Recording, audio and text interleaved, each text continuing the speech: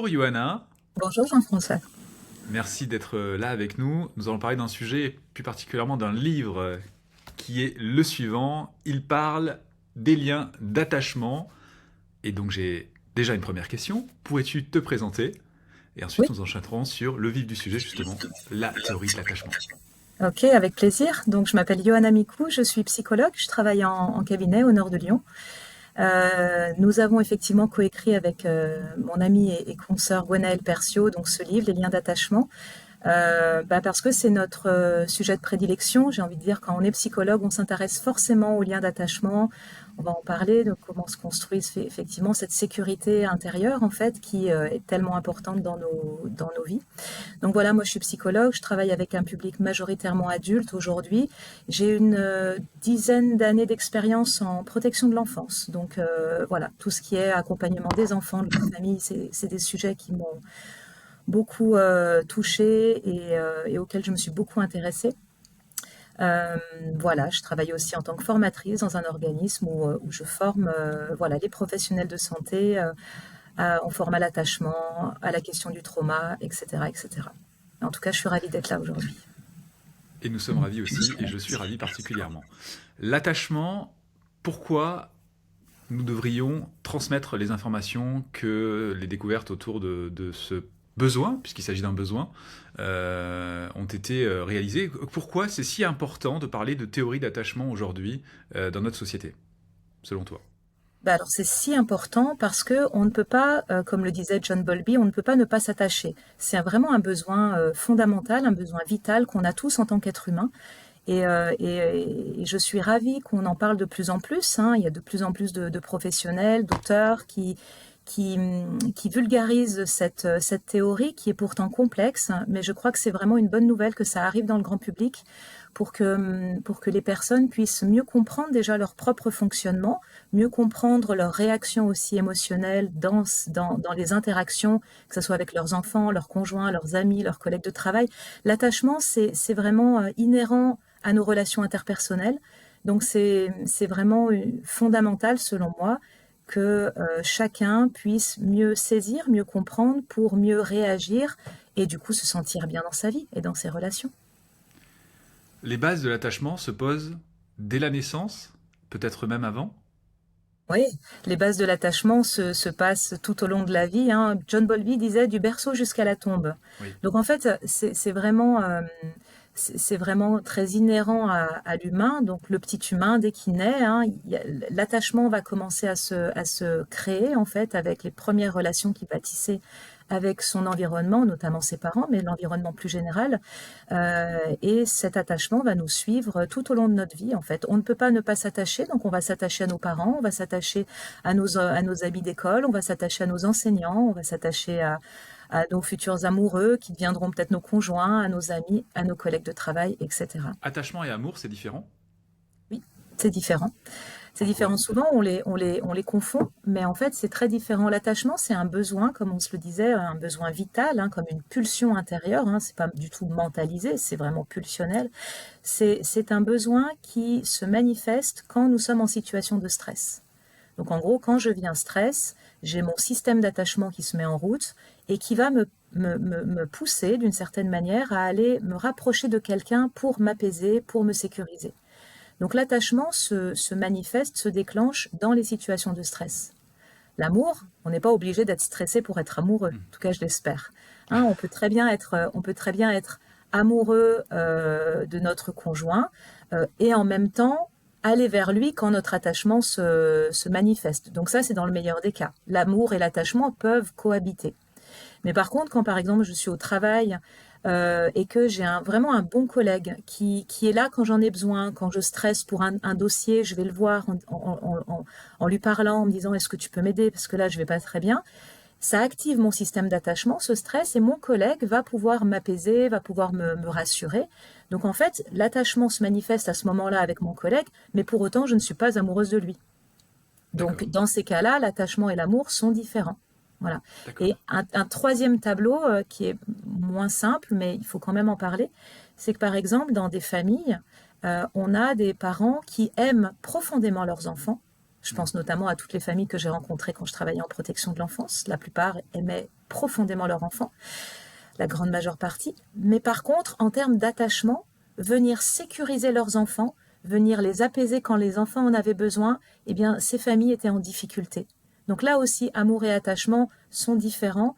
Euh, voilà, donc c'est vraiment deux thématiques qui ne sont pas les mêmes, mais qui peuvent, par moments, heureusement, coexister. Quels sont les trois principes d'un attachement sécure et on va déterminer de quoi il s'agit parce que là tu viens d'évoquer effectivement cet attachement qui va être modélisé finalement en nous, qui va peut-être aussi se reproduire lorsqu'on va être dans un autre environnement avec d'autres individus. Tu parlais de l'entreprise là en l'occurrence.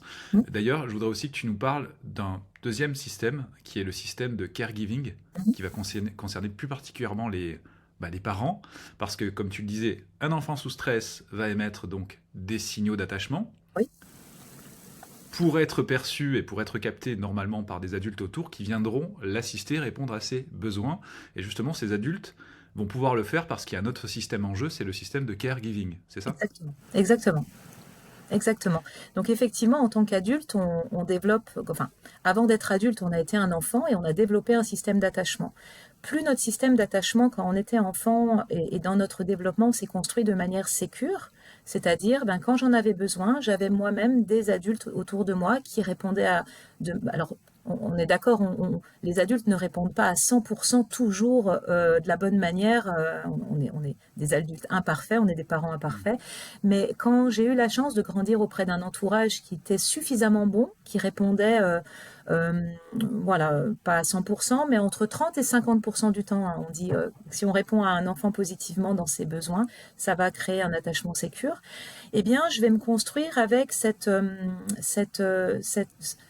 perception à l'intérieur de moi que quand j'en ai besoin, j'ai le droit de demander de l'aide, j'ai de la valeur en fait, et donc ça va développer une confiance en moi, en l'autre, et d'une manière générale dans la vie en fait.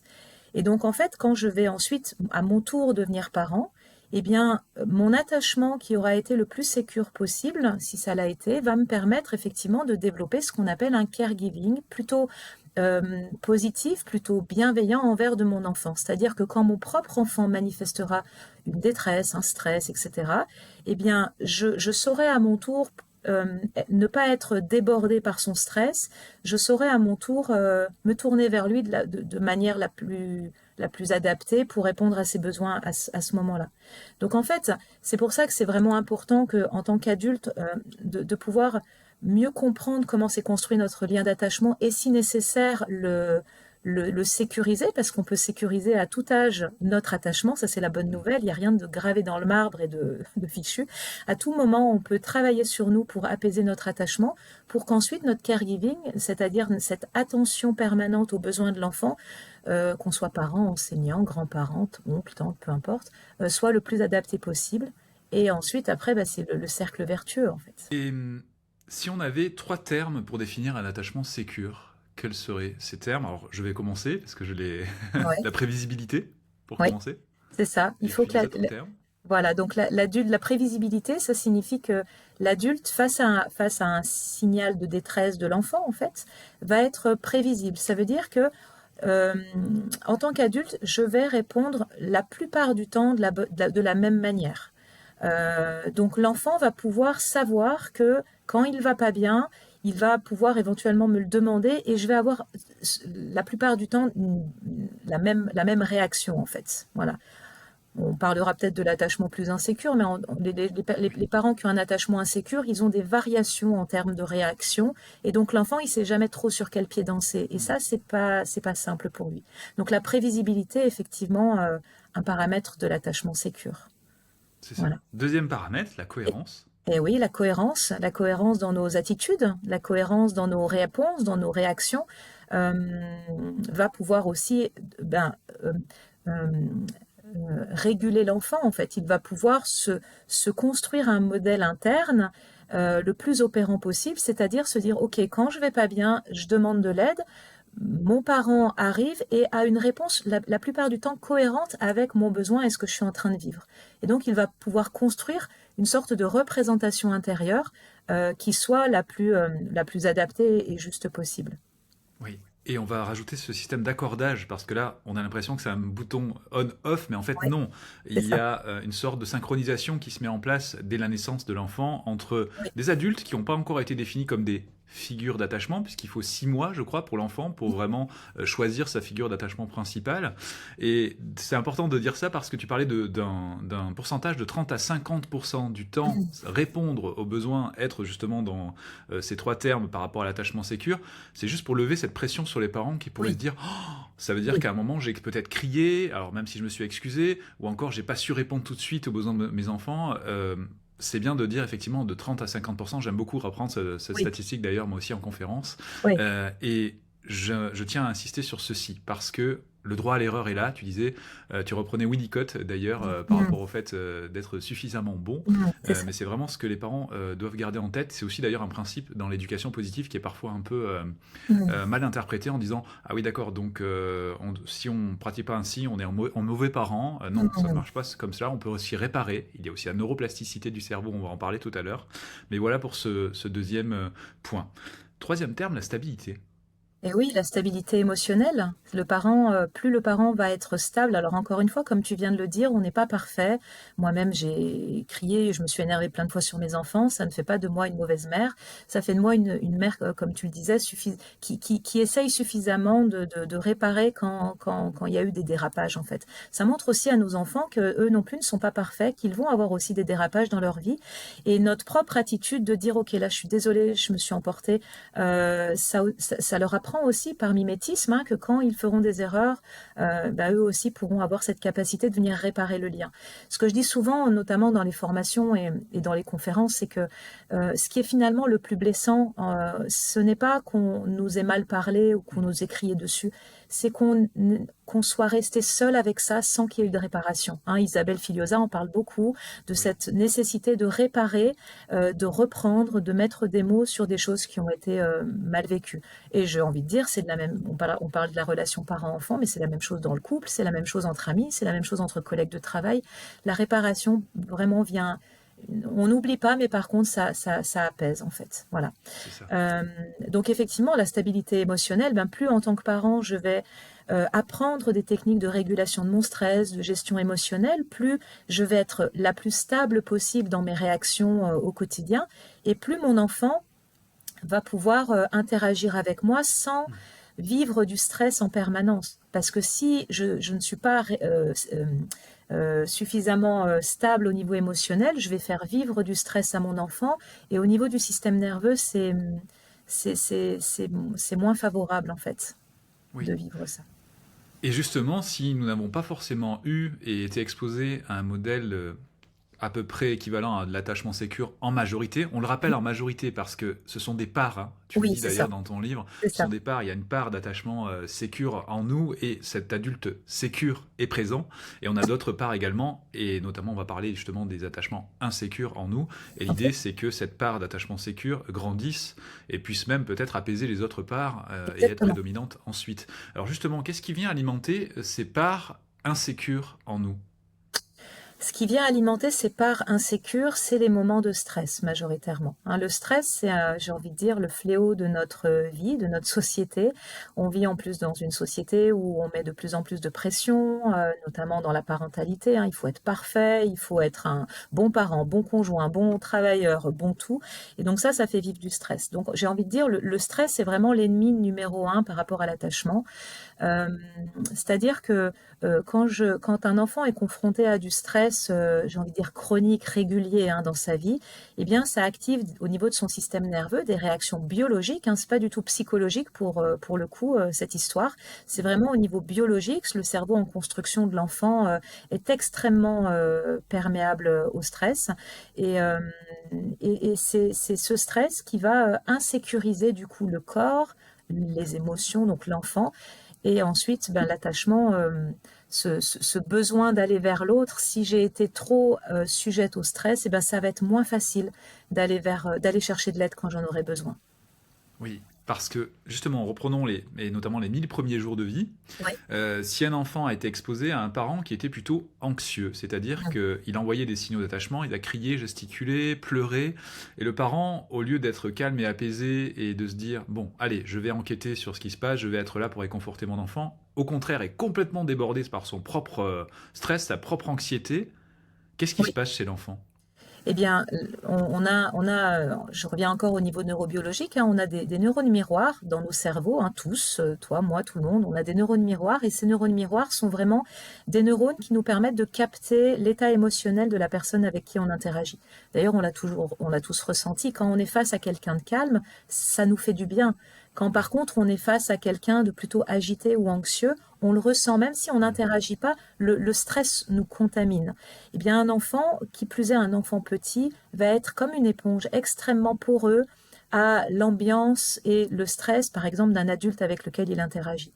Donc, encore une fois, les parents qui sont stressés, qui sont anxieux, n'ont généralement pas du tout de mauvaises intentions vis-à-vis de leur enfant, mais par contre, leur propre état émotionnel peut être peut se diriger, en tout cas l'enfant va capter, et du coup l'enfant euh, s'il sent son parent anxieux va pouvoir comme ressentir ou se dire mince, si maman est anxieuse, c'est qu'il y a peut-être véritablement un danger, c'est que je suis peut-être en insécurité. Et ça va mettre en marche le système d'alerte, hein, chez l'enfant, Oui, avec ben, voilà, le système de l'amygdale cérébrale, le système d'alerte, de l'adrénaline dans le corps qui va arriver. Et donc ça va faire que l'enfant va être plus agité, plus anxieux à son tour. Souvent, les enfants anxieux grandissent auprès de parents anxieux. Et encore une mm, fois, je remets un gros warning, c'est pas du tout une pathologie, ce qu'on est en train de dire, c'est pas une mm. maladie, l'anxiété, ça se travaille, ça s'apaise, mais voilà, ça rend du coup ce type de situation de stress moins confortable et pour l'enfant et pour le parent. Oui. Et l'enfant donc va garder son anxiété quelque part parce que si la personne qui est censée lui apporter des soins est anxieuse, lui-même va peut-être aussi se sentir de plus en plus anxieux. Et on parle notamment d'un attachement insécure, C'est ça. anxieux à ce C'est moment-là, ça. c'est ça? Oui, c'est ça. On peut prendre un exemple, hein, un parent qui aurait des anxiétés, par exemple, à confier son enfant à l'école ou à la crèche, hein, et ce qui est inhérent à beaucoup de parents, hein, en Oui. fonction de notre propre attachement. Eh bien, quand l'enfant va être confié à quelqu'un d'autre, si le parent, voilà, commence un peu à activer son propre attachement dans un paramètre anxieux, l'enfant va le capter et va pouvoir se dire mince, maman est triste, maman est anxieuse, je suis peut-être en danger à l'école ou en danger chez la nounou. Et donc, du coup, bah, l'enfant va avoir du mal à se séparer. Il va vouloir, Oui. hein, donc les enfants anxieux ambivalents, on dit, vont avoir du mal à se séparer de leurs parents. L'éloignement va être difficile parce que ils perçoivent en fait que c'est pas forcément quelque chose de simple pour le parent. Voilà. Donc, en Oui. gros, sans le vouloir, le parent transmet une sorte de message implicite à l'enfant qui va lui-même après intégrer une sorte de, comme un message intérieur de m'éloigner de mon parent, c'est dangereux. Oui. Et ça peut aller même plus loin, c'est-à-dire que l'enfant peut prendre la place du parent pour apaiser le parent lorsqu'il va grandir en se disant Mm. justement mon parent est tellement anxieux. Et là, il se pose un autre problème, c'est donc un terme d'ailleurs que tu vas nous donner lorsque l'enfant justement prend cette place-là et devient quasiment responsable de la santé mentale et physique aussi de son parent. Qu'est-ce qui peut se passer justement? Et tu vas peut-être nous rappeler ce terme qu'on retrouve souvent, hein. J'ai souvent des questions dans ce sens-là de parents qui enfin, sont en train d'exprimer beaucoup d'émotions et se disent ah ben mon enfant vient systématiquement me consoler, etc. Et ça va pas forcément dans l'autre sens. Mm. Quelles sont les Oui. problématiques qui peuvent se poser là, du coup? Bah alors, bon, heureusement, c'est une situation qui est quand même rare, mais ça existe, hein, des enfants qui captent que c'est à eux de prendre en charge leurs Hmm. parents. Euh, donc, c'est des enfants qui sont parentifiés très tôt, en fait, très C'est ça. jeunes. Euh, euh, Souvent, ces enfants captent effectivement la détresse émotionnelle de leurs parents dans certaines situations ou leur fatigue, leur stress, et donc l'enfant va se dire, OK, je vais mettre mes propres besoins d'enfant de côté parce que la priorité, c'est que je sois gentil avec maman et Hmm. que je l'aide au maximum. Du coup, les mises de côté, les mises à l'écart des besoins de l'enfant, bah, c'est pas souhaitable pour lui en fait, parce que du coup, le parent ne fait plus son travail de régulateur par rapport à son enfant, et il y a comme une inversion effectivement des rôles qui se joue. Ce qui est vraiment important dans ces moments-là, si les parents se reconnaissent dans ce schéma, si alors en plus, ce qui est un petit peu pernicieux, c'est que souvent c'est une attitude chez des enfants qui sont valorisés en disant oh il est C'est très ça. mature pour son âge, mais t'as de la chance, il s'occupe de tellement de choses, et puis tu alors qu'en fait, bon, tout dépend après de l'âge de l'enfant, mais quand même, majoritairement, un enfant n'a pas à s'occuper de son parent. Le parent, il doit aller chercher d'autres figures d'attachement Oui. dans sa vie d'adulte, mais pas de l'enfant. Mais si on se reconnaît dans cette situation-là, c'est de se dire, OK, je vais essayer le maximum de dire à mon enfant, laisse, c'est pas à toi de t'occuper de moi. Tu me sens peut-être stressé, tu me sens peut-être anxieux, tu as raison. C'est-à-dire de valider le ressenti de Oui. l'enfant, parce que si on lui dit arrête de t'occuper de moi, j'ai pas besoin de toi, c'est comme si on invalide ce qu'il est en train de ressentir. Oui. Donc moi je dis toujours, soyons quand même authentiques avec nos enfants. Si on est stressé, on peut valider en disant Mhm. tu as raison, tu as perçu du stress, mais par contre ce n'est pas en lien avec toi et je vais m'en occuper moi-même avec d'autres personnes. Comme ça l'enfant d'un côté on valide ce qu'il perçoit, mais on le rassure sur le fait que c'est pas à lui de nous prendre en charge. Pour Oui. que petit à petit cette espèce d'automatisme, hein, ce réflexe qu'il a pris dont il a pris l'habitude s'amenuise et que chacun retrouve son rôle en fait. C'est ça. Et que lui-même travaille son intériorité, du coup, parce que le parent va valider une émotion effectivement perçue par l'enfant, mais surtout une émotion que lui-même ressent, ou de la peur, ou de l'anxiété. Exactement, Et exactement. je voulais également évoquer le fait que les parents surprotecteurs, finalement, c'est aussi un symptôme peut-être d'anxiété qui va être Oui, transmis à l'enfant. Donc c'est aussi problématique, parce que l'enfant peut être aussi dans cet attachement insécure, anxieux, ensuite, si le parent est vraiment, vraiment très surprotecteur par rapport à lui. exactement, exactement. Nous avons parlé pour l'instant d'attachement sécure, nous avons parlé d'attachement insécure, anxieux, et je voudrais Oui. qu'on aborde maintenant l'attachement insécure, évitant. De quoi s'agit-il? Alors l'attachement insécure évitant, encore une fois, petit warning, c'est pas une maladie, c'est pas voilà, c'est juste une manière différente de faire face à du stress. Quand un enfant quand il a des besoins d'attachement, il s'est disputé avec un copain, il est fatigué, il est stressé, etc., va manifester, comme on l'a dit, des besoins d'attachement, il va solliciter son parent. Si son parent n'est à ce moment-là pas disponible, physiquement, c'est-à-dire il est tout simplement pas là, par exemple des parents qui travaillent beaucoup, qui sont beaucoup absents, ou si le parent n'est pas disponible psychiquement. Il est très préoccupé par peut-être des problèmes de couple, des problèmes de travail, hein, comme beaucoup de parents malheureusement, hein, dans cette indisponibilité psychique et physique. Eh bien, l'enfant, ce qu'il va pouvoir percevoir, c'est euh, mes besoins et mes difficultés ne sont pas prioritaires. Et de toute façon, quand j'émets des besoins, mon parent n'est pas forcément disponible. Donc, je vais taire mes besoins et je vais me débrouiller tout seul. Donc ce sont souvent des enfants qui font moins de bruit, entre guillemets, parce qu'autant les enfants qui ont un attachement anxieux, souvent, ils vont faire des crises, ils vont pleurer, ils vont solliciter de manière très bruyante le parent, mais autant les enfants avec un attachement évitant, ils sont plutôt silencieux. Ils pourraient paraître comme des enfants extrêmement sages, qui demandent jamais rien. Quand ils ont des soucis, c'est comme s'ils sont extrêmement discrets. C'est pas forcément toujours une bonne nouvelle, hein, parce que ça signifie peut-être que l'enfant est en train de se dire ma tristesse, ma colère, mon inconfort, je le ravale, je le mets de côté et je me débrouille par moi-même. Donc ça donne des enfants extrêmement indépendants, mais un enfant qui est trop indépendant, surtout trop jeune, c'est pas forcément bon signe. Et ensuite, eh bien cet enfant va grandir avec son attachement peut-être qui va rester évitant, et donc devenir un adulte, un ado, puis un adulte qui, face à des difficultés de la vie, eh bien va essayer de se débrouiller tout seul, va avoir du mal avec le fait d'exprimer ce qu'il ressent, hein. Les adultes qui ont un attachement évitant, c'est des adultes qui ont du mal à parler de leurs émotions, à ouvrir leur cœur, à se dévoiler, à aller demander de l'aide parce qu'ils ont tellement appris à fonctionner tout seuls. Oui. Voilà. Et notamment les expressions anti-émotions que nous pourrions, nous, en tant qu'adultes aussi, selon ce principe d'évitement de l'expression du ressenti, nous pouvons présenter aux enfants du style n'aie pas peur, ne pleure Oui, pas, ou même se les diriger à nous. Hein. Non, non, il faut que je bien sois sûr. fort, hein. Ou alors afficher un sourire de façade tous les jours, alors qu'en fait, à l'intérieur, c'est plutôt un peu le chaos ou encore la détresse, quoi. C'est ça. Et en fait, on reproduit, hein, nos enfants reproduisent ce qu'on a pu faire avec eux de manière souvent très involontaire et inconsciente, hein, mais nous-mêmes, on reproduit ce que nos parents ou ce qu'on a vu Oui, aussi autour de nous. Alors, c'est pas du tout pour jeter la pierre à Pierre-Paul Jacques. Chaque parent fait ce qu'il peut avec ce qu'on lui a transmis. Mais l'idée, c'est surtout de gagner en conscience et de se mm, dire, OK, ben, j'ai peut-être lu un livre, ou j'ai écouté une conférence, ou je me suis documentée, ou j'ai fait un travail personnel, et je me rends compte qu'à des moments, j'ai tendance à avoir ces espèces d'expressions un peu machinales, automatiques, qui qui met un couvercle sur l'expression de mon enfant, et c'est pas forcément une bonne chose. oui, Donc de pouvoir apprendre aussi petit à petit à changer notre vocabulaire. c'est ça. Donc là, nous allons d'aborder l'attachement insécure évitant. Et il y a enfin un dernier style d'attachement, c'est l'attachement insécure désorganisé, qui est Oui. un mélange donc de l'attachement évitant et de l'attachement anxieux.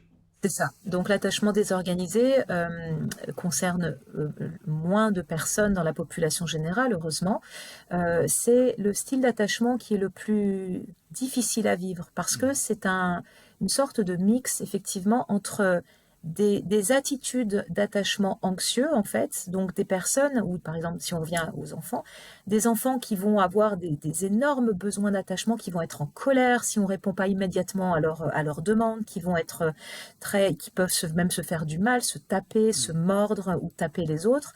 Et à d'autres moments, dans d'autres situations, qui vont être extrêmement éteints, en fait. Voilà. Donc, c'est vraiment cette ambivalence et ce changement d'attitude émotionnelle qui caractérise l'attachement désorganisé. C'est un attachement qu'on retrouve beaucoup dans des milieux où il y a de la violence, où il y a Oui, un stress énorme, de l'insécurité, souvent dans de la maltraitance, où en fait l'enfant, comme on l'a dit, quand il a ses besoins d'attachement, il va se tourner vers son parent la plupart du temps pour que le parent l'aide à s'apaiser. Et en fait, la particularité de l'attachement désorganisé, c'est que quand l'enfant se tourne vers son parent pour chercher du réconfort, en fait, c'est ce même parent qui va l'effrayer. mm, En fait, on parle dans notre jargon d'une peur sans solution. oui, L'enfant, il est en détresse, il se tourne vers l'adulte, le parent, mais ça peut être aussi un enseignant, hein, par exemple. Hein, malheureusement, un enseignant qui a tellement du mal avec lui-même ou avec ses émotions, et que l'enseignant lui-même va effrayer l'enfant, voire le maltraiter, en fait. Hein. On a vu ces derniers temps, malheureusement, oui. des sujets hein, dans les actualités où l'adulte est dépassé et violente l'enfant ou l'effraie. Et ça, c'est vraiment typique d'un attachement désorganisé et qui va être le plus délétère en fait pour l'enfant. Encore une fois, il n'y a rien de gravé dans le marbre, même si on a grandi dans un environnement chaotique avec un attachement désorganisé d'origine, on peut toujours travailler sur soi pour l'apaiser et le sécuriser. Tu viens d'aborder l'école. Ouais. Est-ce que au niveau de l'école, justement, il y a une reproduction de tous ces schémas d'attachement? Est-ce que l'enseignant, quand il vient en classe, a une réactivation de ces schémas d'attachement prépondérants ou secondaires? Est-ce que les enfants, eux, quand ils viennent à l'école aussi, viennent peut-être tisser une nouvelle forme d'attachement ou viennent eux-mêmes dans leur bagage avec leur style d'attachement tel qu'ils ont pu le connaître avec leurs parents et se retrouvent donc avec un enseignant qui lui aussi a un style d'attachement différent? Comment ça fonctionne? Ça a l'air d'être assez complexe, notamment avec le nombre d'élèves dans une classe Ah et oui. un seul enseignant qui justement peut-être n'est pas dans un attachement sécure prédominant. Donc C'est ça, c'est ça. Mais oui, c'est complexe. Et évidemment que les enseignants ont un rôle prépondérant dans la construction de la personnalité d'un enfant.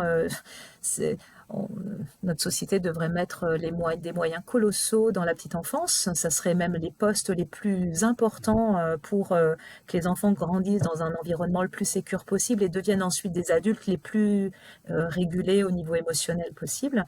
Euh, donc, bien sûr que des personnels de crèche et ensuite les enseignants vont devenir des figures d'attachement secondaires, hein, ou en tout cas extrêmement importantes dans le développement de l'enfant. Et bien évidemment que les conditions d'accueil vont jouer. C'est sûr qu'un enseignant qui a une classe de 12 élèves va vivre des choses différentes que s'il en a 30. Enfin, voilà, et bien évidemment, le propre style d'attachement de l'enseignant va être extrêmement important dans sa manière de gérer le stress inhérent à son travail et du coup de pouvoir accueillir les enfants qui eux-mêmes ont chacun leur propre style d'attachement. Donc si je suis un enseignant qui a plutôt un attachement sécure, Encore une fois, je suis pas un enseignant parfait, je peux crier, je peux des fois, enfin voilà, dire des choses mais je me régule le plus vite possible et surtout je vais après en reparler et cetera. Si je suis un de ces enseignants avec un attachement sécure, je vais avoir plus de facilité à gérer, le stress inhérent à la vie de classe et surtout à pouvoir repérer aussi les élèves qui vont en avoir le plus besoin en fait, le plus besoin de mon attention. Je vais, accueillir les émotions, les difficultés avec plus de facilité. Si au contraire, je suis un enseignant avec un attachement insécure, ben, en fonction du style, hein, anxieux, évitant, voire désorganisé, ça va être de plus en plus compliqué en fait. Oui. Voilà. Et ça peut se télescoper, c'est-à-dire qu'un enfant qui vient avec un attachement anxieux prédominant va se retrouver face à un enseignant qui lui aussi a un attachement anxieux. Oui, Ça pose un réel problème en fait au niveau de justement des émotions qui peuvent devenir même contagieuses à l'intérieur d'une classe parce qu'elles vont s'exprimer encore plus. C'est ça. bien ça? Ben oui, c'est ça, c'est ça. Ça fait comme un espèce de boule de neige en fait, hein. L'anxiété de l'un résonne avec l'anxiété de l'autre, et si l'adulte n'arrive pas à s'apaiser pour apaiser les enfants, ça risque effectivement de faire boule de neige et contamination. C'est pour Oui. ça que la plupart du temps, quand dans un groupe ou dans une famille, il y a de l'anxiété, voire des débordements émotionnels, euh, il faut d'abord, avant d'envoyer les enfants chez le psy, hein, il faut d'abord que les parents puissent apprendre des outils de régulation du stress et émotionnel, ou les enseignants, euh, pour pouvoir eux-mêmes réguler leur propre système nerveux, et ensuite, par l'effet des neurones miroirs, que ça puisse réguler aussi ben, les systèmes nerveux de l'enfant ou des enfants dans le cadre d'une classe. Oui. Mm. Et tu dirais que ce type de profession en contact avec d'autres personnes, que ce soit des enfants ou des adultes, Mhm. nécessite presque un test ou un diagnostic justement sur le style d'attachement prépondérant pour qu'on puisse prendre et anticiper un petit peu ce genre de situation qui pourrait se présenter ensuite. Par exemple, je suis un adulte, j'ai décidé d'être un aidant. Si mon style d'attachement est plutôt insécure, c'est un danger à la fois pour moi, parce que à l'intérieur de moi, ça va être aussi compliqué, et c'est un danger finalement pour les personnes que je vais accompagner, ou un danger, ou disons peut-être que je ne serai pas aussi efficace que voulu, parce que justement, je n'ai pas finalement vu quels sont peut-être mes traumas d'attachement, etc. Est-ce que tu dirais qu'il faudrait anticiper un petit peu cela et aider les adultes qui veulent s'orienter dans une profession ou une autre à d'abord se rétablir sur ces points? Ben, alors, les étiqueter, certainement pas. Les aider et Non, les accompagner, certainement oui, en oui, fait, bien évidemment. Euh, L'idée vraiment, c'est que dans l'attachement, on le décrit comme des espèces de cases, hein, des catégories, alors que c'est pas du tout des catégories. C'est comme tu disais oui, au début, hein, des dimensions, des parts à l'intérieur des de nous parts. qui se manifestent plus ou moins intensément.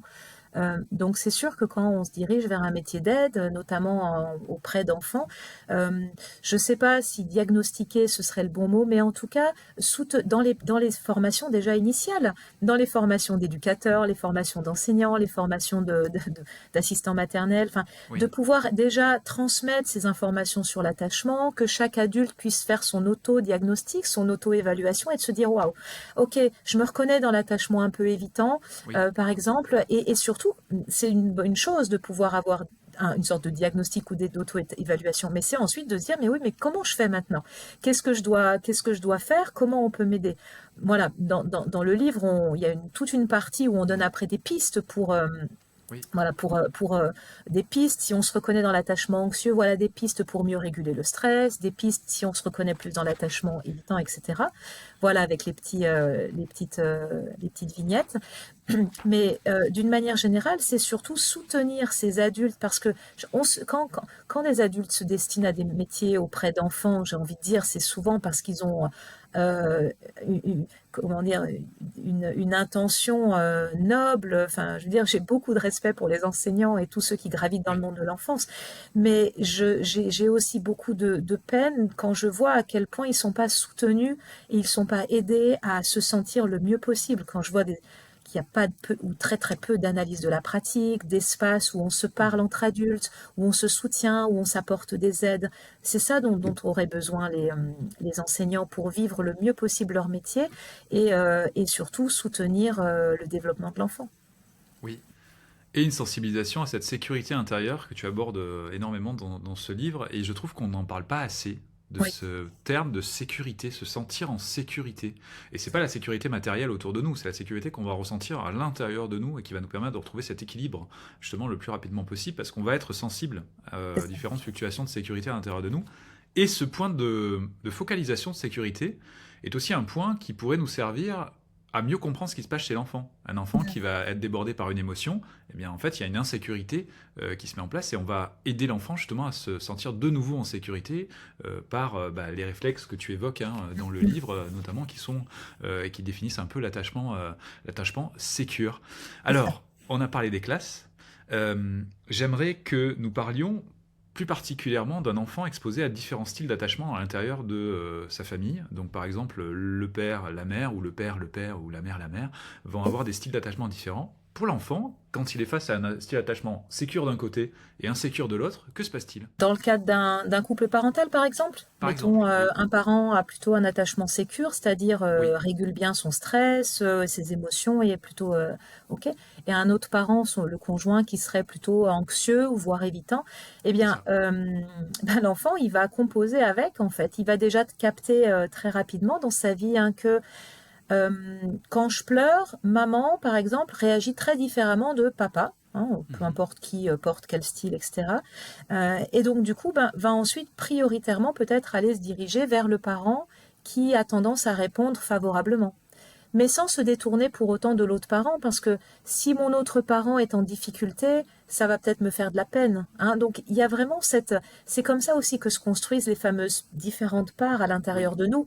Hein, dans le livre, on a illustré ça comme une console de DJ là, avec des boutons qu'on oui, monte et qu'on descend. Donc en fait, plus j'ai vécu dans un environnement sécure, plus le bouton sécure monte et les autres descendent. Mais si je perçois de l'insécurité chez mon parent, chez un de mes parents, eh bien voilà, mon petit bouton, par exemple, de l'anxiété, va aussi je vais aussi monter mon bouton sur ma console. Donc en fait, c'est pour ça que la responsabilité aussi du couple parental d'être le plus déjà soutenant. Quand dans un couple parental, on se parle d'attachement, c'est-à-dire on sait que son conjoint est plutôt anxieux, par exemple, oui, mais que le conjoint anxieux sait que l'autre est plutôt sécure, et ben c'est aussi comme ça qu'on peut réparer.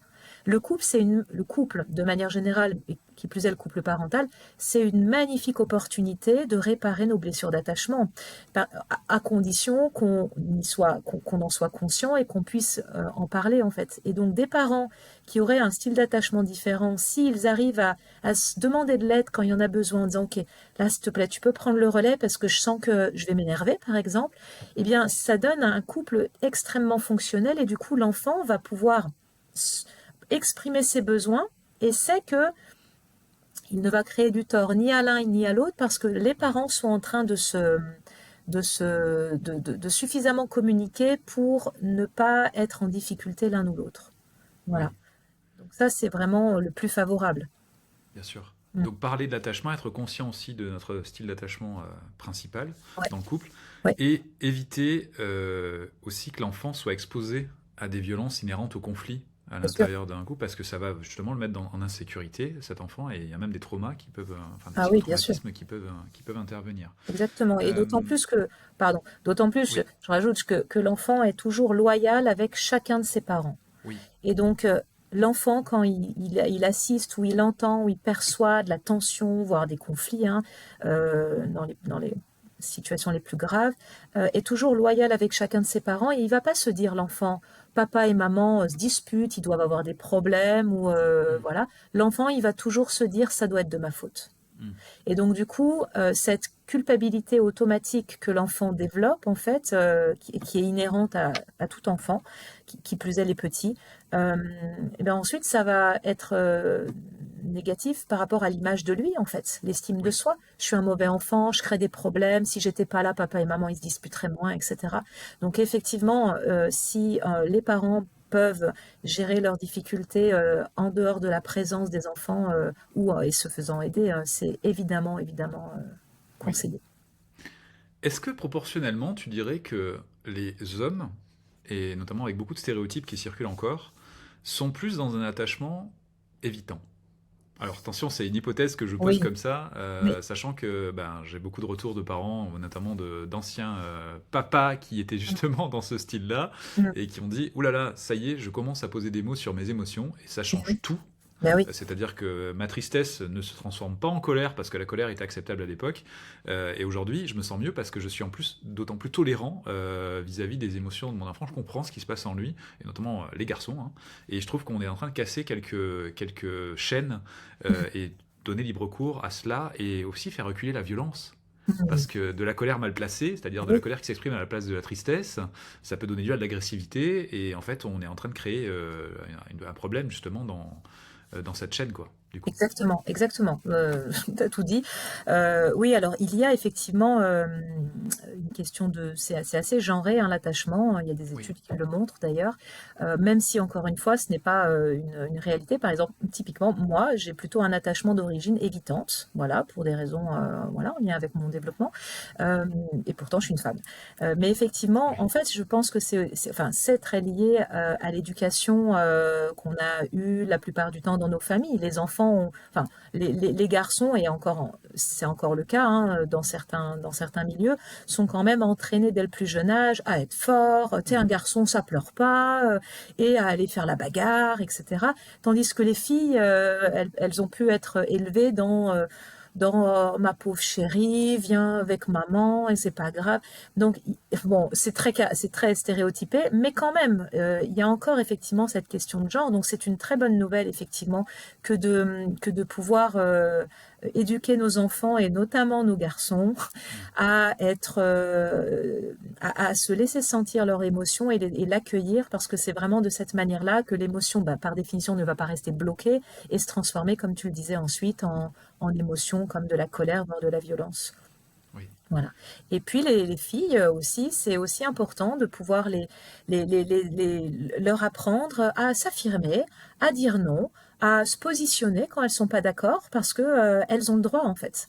Et je pense qu'effectivement des garçons qui seraient plus sensibles à leurs émotions, bah, peut-être calmeraient des fois certaines attitudes violentes qui des fois se montrent, mhm. et les filles qui apprendraient dès le plus jeune âge aussi à dire non, à dire stop, à pas être d'accord.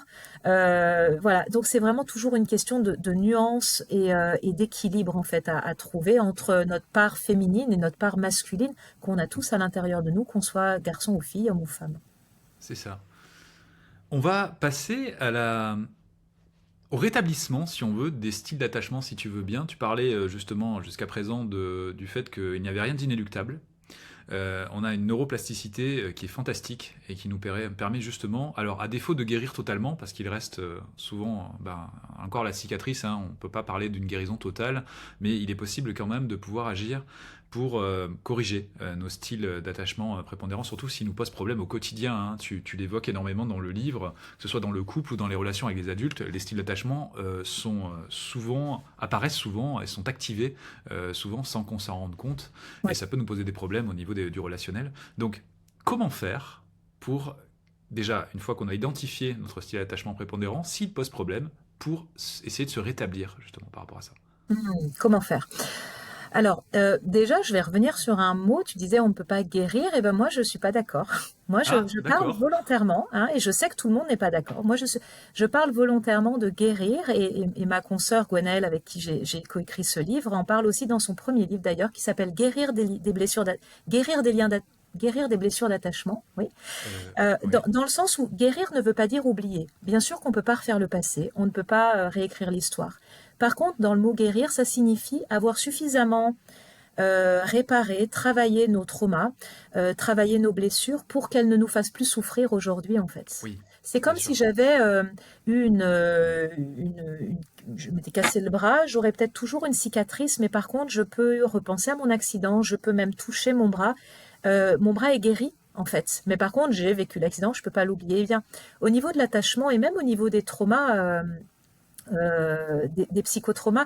D'ailleurs, j'en profite pour dire qu'en février 2025, on sort les psychotraumatismes Oui, illustrés, donc avec la même équipe, parce que trauma et attachement sont des thématiques extrêmement liées. Euh, on peut vraiment, il y a beaucoup de choses aujourd'hui qui existent et qui permettent de guérir de tout ça. Donc en fait, comment faire pour donc guérir, pour apaiser nos blessures et nos traumas d'attachement? Eh bien déjà, c'est vraiment important d'en prendre conscience. On peut pas s'occuper de quelque chose ou prendre soin, voilà, d'une blessure ou d'un trauma si on n'en a pas conscience. Hmm. Et la plupart du temps, c'est quand même le cas. La plupart du temps, nos blessures d'attachement, nos difficultés d'attachement sont logées dans notre cerveau inconscient, dans notre mémoire implicite, dans nos réflexes en fait. On n'en a pas conscience. Oui. Jusqu'à ce que des événements de vie nous amènent vers un livre, une conférence ou voir des conflits qui nous amènent à nous questionner.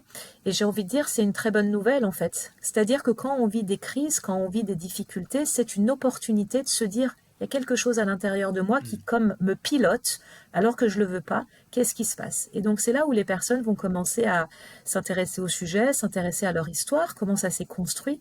Et je crois que je sais que le fait de mettre du sens sur des non-sens est extrêmement sécurisant et stabilisant déjà en fait. Donc je crois que la première chose que j'ai envie de dire, c'est de s'informer, de pouvoir mieux comprendre des mécanismes complexes, mettre du sens. C'est ce qui va aussi calmer notre système de stress parce que enfin j'explique les choses. Ça guérit pas, hein, le fait de comprendre, c'est pas ce qui va changer, c'est pas magique, mais déjà ça permet de. On a un cerveau qui déteste ne pas comprendre en tant qu'être humain.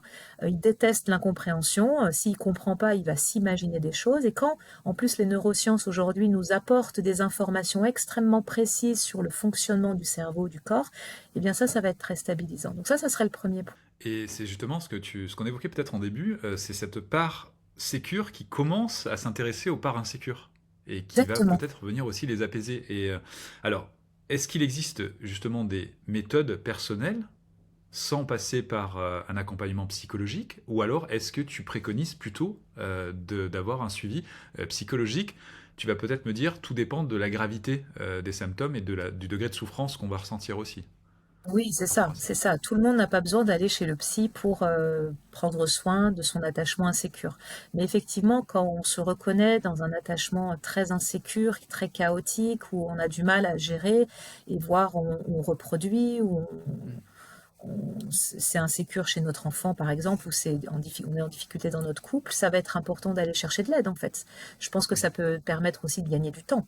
Mais donc, différentes pistes. Déjà, effectivement, comme tu dis, l'idée, c'est enfin, de comprendre, ça va vraiment comme mettre à l'intérieur de nous comme une sorte de chef d'équipe, un peu Hmm. sécure, qui va observer les autres petites parts insécures quand elles se manifestent, hein. Donc c'est comme si on Oui. avait une équipe intérieure où on va essayer un maximum de rendre ce chef d'équipe le plus présent possible.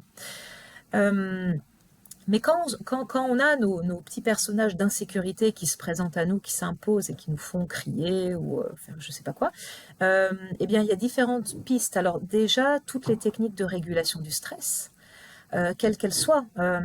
Aujourd'hui, il y a moult formations, moult vidéos, moult livres qui expliquent des outils de régulation du stress qui peuvent être très simples à condition qu'elles soient euh, euh, qu'on s'entraîne en fait. C'est pas en respirant, en faisant de la cohérence cardiaque par exemple, qui est une très bonne méthode Oui. de régulation du stress et au niveau du système nerveux.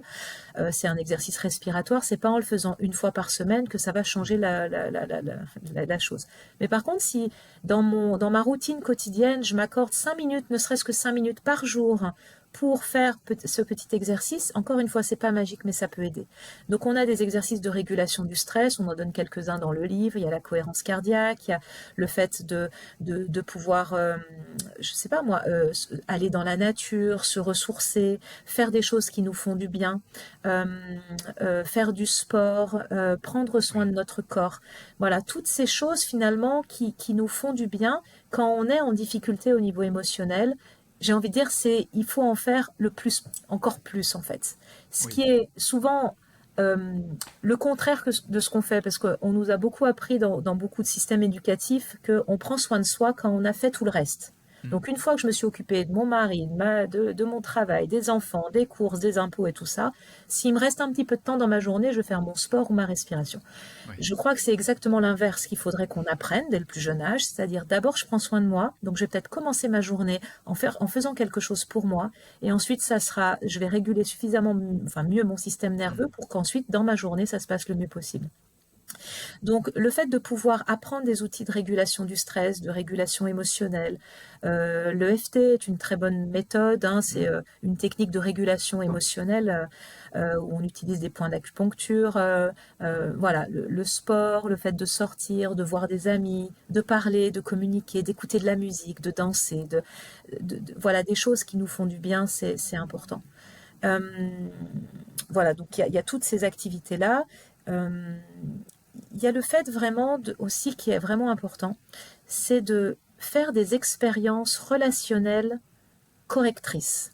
Ça veut Oui. dire quoi? Ça veut dire que si j'ai, dans ma vie, grandi dans un système peut-être d'attachement insécure et que j'ai rencontré après pas mal de personnes qui me faisaient un peu penser à... Enfin, je reproduis toujours les mêmes schémas. Eh bien, si je fais attention aux gens que je côtoie, si je mets peut-être un peu de côté les personnes qui sont pas très sympas avec moi Mm. et que j'essaye de nourrir et d'alimenter les relations où je me sens plutôt bien, même si c'est un peu nouveau pour moi, eh bien, c'est ce qu'on appelle des expériences relationnelles correctrices qui, encore une fois, ne vont pas me faire oublier les difficultés que j'ai vécues à l'époque, mais par contre, qui vont me montrer que ça peut être autrement. Je mérite qu'on m'écoute, je mérite d'avoir des gens auprès de moi. Alors ça me fait un peu bizarre au départ, hein, ces gens qui veulent savoir comment je vais ou qui me posent Oui. des questions, mais du coup, c'est comme ça qu'on répare aussi et qu'on accède à des relations du coup plus sécures. Et du coup, si je suis dans des relations aujourd'hui en tant qu'adulte plus sécures, eh bien, ça va calmer mon système nerveux, qui fait que je serai moins soumise au stress.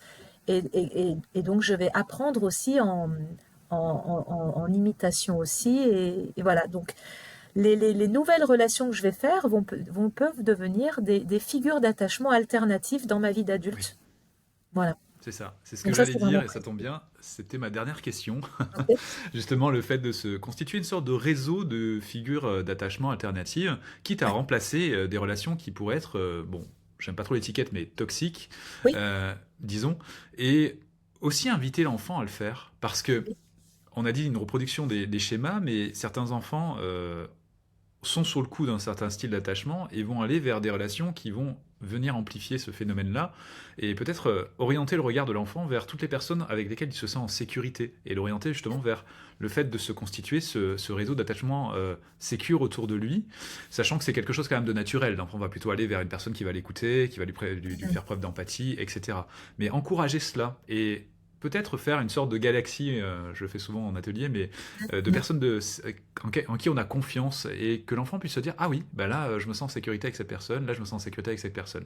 Et bien sûr Mhm. avec la responsabilité du parent derrière, hein, parce que ce réseau de sécurité, ce réseau de confiance Bien doit sûr. effectivement être validé avec le parent, quoi.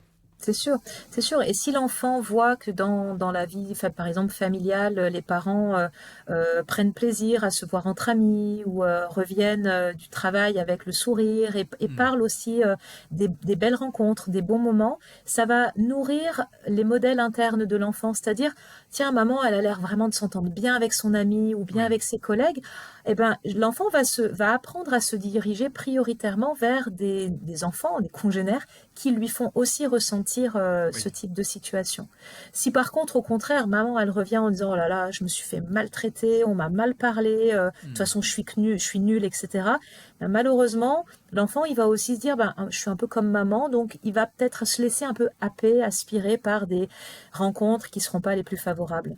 Donc je crois Oui. vraiment que effectivement de pouvoir veiller à notre propre environnement, notre propre équilibre, pour aussi en parler à notre enfant et lui montrer finalement l'exemple, c'est ce qui sera le plus favorable pour lui. Oui, et on est des modèles desquels les enfants s'inspirent. Mais Donc tu oui, parlais d'assertivité, d'affirmation aussi. Si nous sommes des adultes qui avons réussi à développer cette assertivité, cette affirmation, tu parlais des filles tout à l'heure, ben, les enfants vont aussi avoir cette confiance qui va grandir en eux et puis vont aussi pouvoir exprimer cela. Et c'est cette part sécure, justement, qui s'exprime à ce moment-là. Donc c'est vraiment important. J'avais partagé il y a peu une petite infographie que j'avais construite sur la base Oui. de ton livre, hein, donc je rappelle Mm. les liens d'attachement. Mm.